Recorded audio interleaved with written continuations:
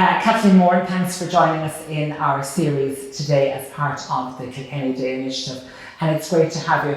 I suppose what we've been looking at over the interviews that we've taken place over the last week are, well-known Kilkenny faces and voices who have a different story, a different picture to tell. I was talking to someone a little bit earlier on in relation to why we kind of selected you. I am chairperson of the Kathleen Moran fan club because I worked thank you so much, Edward. A long number of years ago and over the years in Kilkenny Design Centre, and for me, who has now made a career in hospitality and tourism and all the facets of that, I believe that you were one of the pioneers in Kilkenny in terms of serving local food on local pottery and local craft, and utilising local food producers and local craftspeople when it wasn't popular or in vogue to do so, and that in itself brought a great sense of foresight.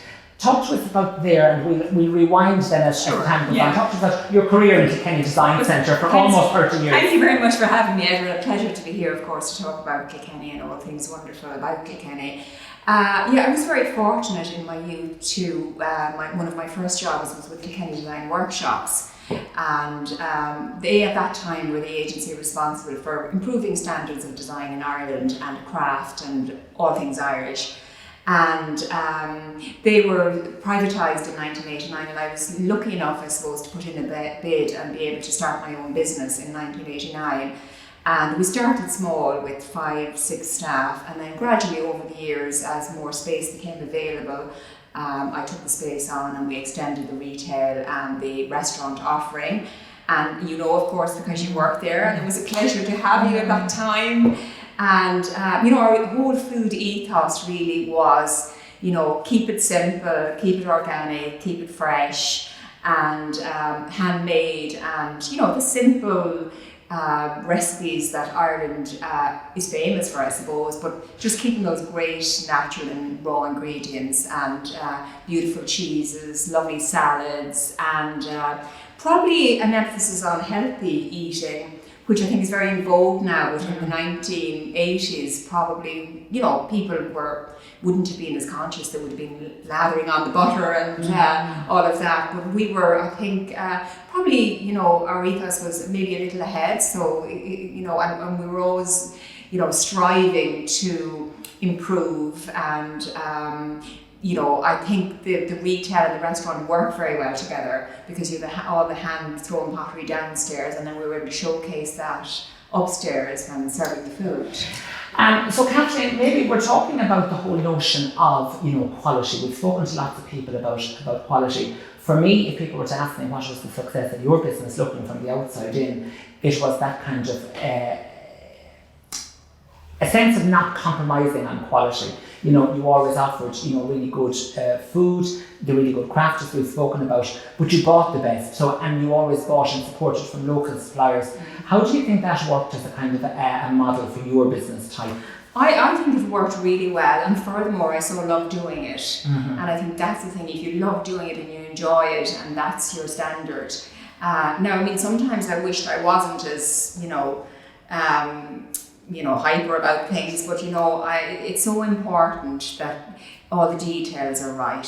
So I think that I think we succeeded reasonably well in doing very nice visual merchandising and making it more of an experience for the customer, that when you come in, it just wasn't all simply laid out on the shelf. You got a sense of, right, my dining room table could look like this, and I could have the lovely pottery with the Durpoint glass, and the lovely moth to the flame candles. So you were kind of selling the story, as it were, And of course, it's been very commercial, because really you want the customer to buy as much as possible. And but I suppose I always took great pride in selling Irish, and I still love buying Irish and supporting Irish makers. And we're lucky that we have some, still very good Irish makers in Kilkenny. There's quite a number of them. In fact, I was walking up the parade this morning and I see Ken Foley with his leather bags, so, and I mean, that is probably a small business, and, he hasn't compromised. I thought I actually stood and was having a little browse around the stand, and I thought, well, fair dues to you, you're sticking with your quality. And I think if you can manage to maintain your quality, I think you have a chance of survival. But I think in a times of a pandemic like this, people, they want nice things. They want nice things for their home, and I think they want to support Irish and, you know, all things Irish and all things handmade. So, you know, I think if you can keep your quality, you have an extra chance of survival. Talk to us, Kathleen, about growing up. We've had lots of our contributors along the morning, and they were talking about, you know, the values that they had themselves and those values that would have been instilled in home, and, you know, those kind of values moving through the generations. Talk to us about your experiences growing up in Kilkenny and what Kilkenny at the time meant for you, and that sense of place being home. Yeah.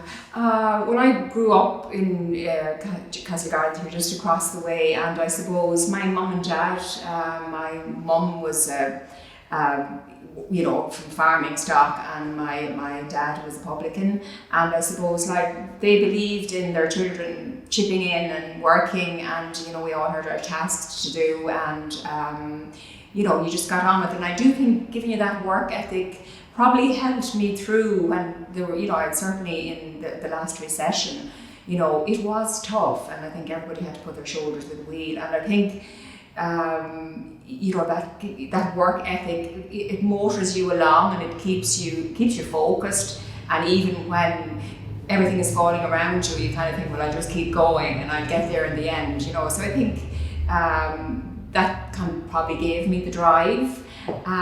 Kilkenny at that time, obviously much smaller, and, you know, you could drive down the high street and park your Morris Minor outside the aubergine and get your veggies. That day is over. But I think we're lucky that we've managed to maintain our, you know, sense. Even though we're a city, we have a nice sense of size, and, you know, you can walk around the city still, and I mean, I think the city's looking really well at the minute. I think the council have done an excellent job in, you know, the planting and, you know, the amenities, and so I think we've done well to maintain our identity. And I think when visitors come, you know, I think there's a charm here it's hard to find elsewhere, you know, and you know, I suppose we've been all over Ireland, and I feel very fortunate to live in Kilkenny, and like the park grounds and all of that, you know, what is there not to love about Kilkenny? You know, so many beautiful walks, so many, you know, the Millennium Wood out the road, you know, whatever mood you're in, if you want to see people, go to the park. If you want isolation, go to Jenkinstown, you know, so we have a great old mix. We certainly do. Kathleen, as people are now familiar with, you have moved on from Kilkenny Design Centre. You've taken respite after almost 30 years. Yes. What has Kathleen been up to since? Well, sure, look, I decided, look, I had done it for quite a while, and just the opportunity arose, and I thought, you know what, leap in the net will find you type thing. I hadn't planned it. And what have I been doing? I've been involved in the New Butler Gallery, which is stunning, if I say so myself, and, you know, featuring the work of Jane and Tony O'Malley, and Tony, of course, who lives out, you know, national artist. His wife now lives in Callan, and I've been very privileged to be asked to be involved in that, and I really enjoy doing it because it's a beautiful building. And we have a lovely cafe down there now, so you can, you know, again, what I think is wonderful, and people in Kilkenny probably don't know about it yet fully. You know, you can go down there and you can immerse yourself for 45 minutes to an hour in wonderful art of, you know, international standard. And then you can have a cup of coffee, sit out in the beautiful sculpture garden, all for free.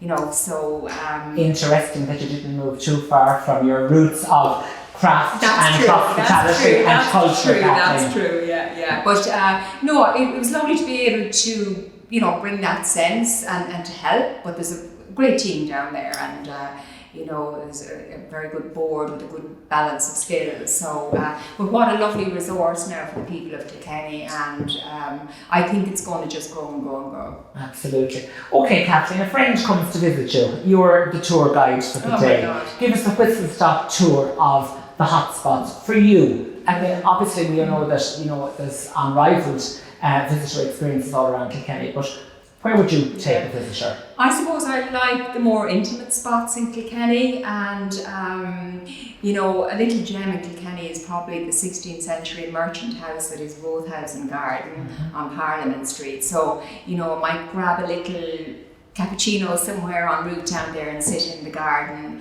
and, you know, show my visitors around there. And the canal walk I really enjoy as well, particularly in the autumn. It's a very, very nice place to walk. And then maybe a nice leisurely lunch in one of the nice restaurants. And, you know, if as well people are fortunate at the festivals, you know, if there's a festival on, you can grab a concert or even, you know, a subtitled movie. So, you know, no matter what time of year, a normal year, there's usually something interesting to do, you know. So, in fact, my other half at the moment is conjuring up a love letter to Kilkenny Day. So it'll be interesting to see what he'll come up with for next week's article. But, you know, there's so many things to do in Kilkenny. There certainly is. Kathleen, my final question to you, and it's something that I'm trying to find out from all of our contributors today, is that sense of community. What gives you that sense of being, that sense of feeling involved, that sense of place, that sense of, you know, contentment with where you are and what you're at the minute? What can Kilkenny do to help you get that sense?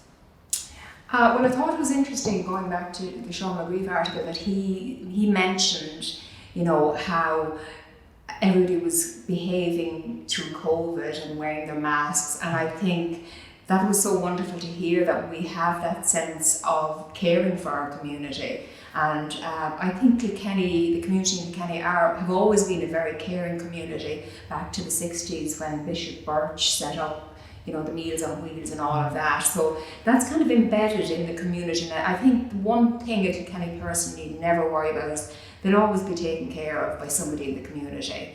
And, you know, I think that is something very special that not every county has. Absolutely. Well, what a better place to ask than be cared for in the community. Kathleen, thanks very much for joining us today. And thanks for bringing to the interview, as you brought to all of your things, the usual sense of grace and sophistication and quality, because quality is hugely important. Yes. I think if we were to look at Kilkenny at large, there's great demonstrative effects of quality in all of the different offerings. So thank you for sharing your insights. Pleasure. Thank you, Edward.